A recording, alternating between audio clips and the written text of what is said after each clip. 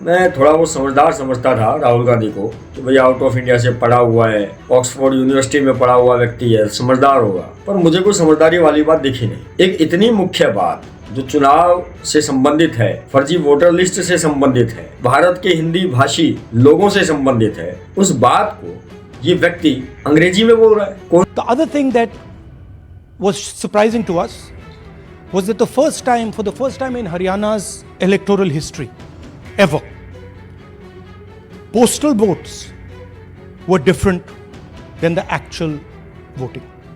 कौन समझेगा भाई अंग्रेजी तेरी?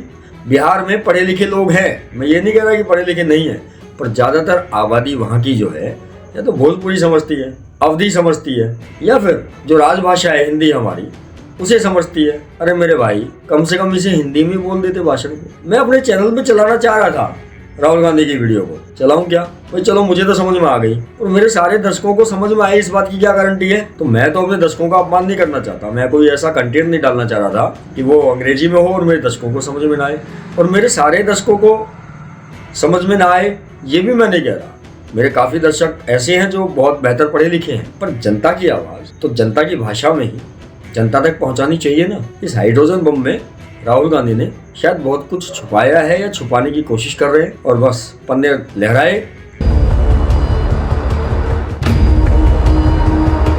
अंग्रेजी में बोले। Every single opposition party, right, understands this. They can see this. There's nothing transparent, nothing hidden here that you can't see what is happening, right? और चल दिया, समझ में कुछ बात आई नहीं। राहुल गांधी और कांग्रेस कई दिनों से ये विज्ञापन कर रहे थे कि भाई राहुल गांधी चुनाव लिस्ट को लेकर, वोटर्स की लिस्ट को लेकर एक हाइड्रोजन बम फोड़ने वाले हैं 5 नवंबर को। आज वो बम फूट गया। बम वो निकला फुस। फुस क्यों कह रहा हूं मैं? ना तो उस वोटर लिस्ट के अंदर वो ये बता रहे हैं कि ये कौन से बूथ की थी, कौन से जिले की थी, कहाँ की थी, कहाँ की नहीं थी। दूसरी बात एक और बता दूंगा दोस्तों आपको, ये जो कांग्रेस पार्टी है, कांग्रेस पार्टी की एक लीगल सेल होती है। वो लीगल सेल सिर्फ और सिर्फ क्या कांग्रेसी नेताओं को बचाने के लिए होती है, या कांग्रेस के ऊपर कोई आरोप प्रत्यारोप कर रहा है उस आदमी की आवाज को दबाने के लिए होती है, या फिर ये लीगल सेल जनहित में भी कोई कार्य करने के लिए होती है क्या?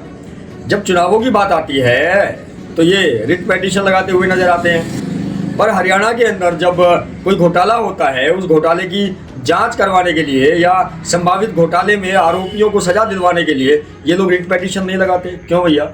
नगर निगम का 200 करोड़ रुपए का बहुचर्चित घोटाला, कांग्रेस वालों ने कितने रिट पिटीशन लगाए भाई? आरोपियों को जेल तक पहुंचाने के लिए नहीं लगाए। अभी हाल ही में कोई पुलिसकर्मी था, क्या नाम था उसका, कोई डीएसपी या एसपी लेवल का था, 100 करोड़ पता नहीं कितने करोड़ की उसकी संपत्ति मिली, उसके लिए आवाज क्यों नहीं उठा रही है? उसके लिए कोर्ट में जाके खड़े क्यों नहीं हो रहे?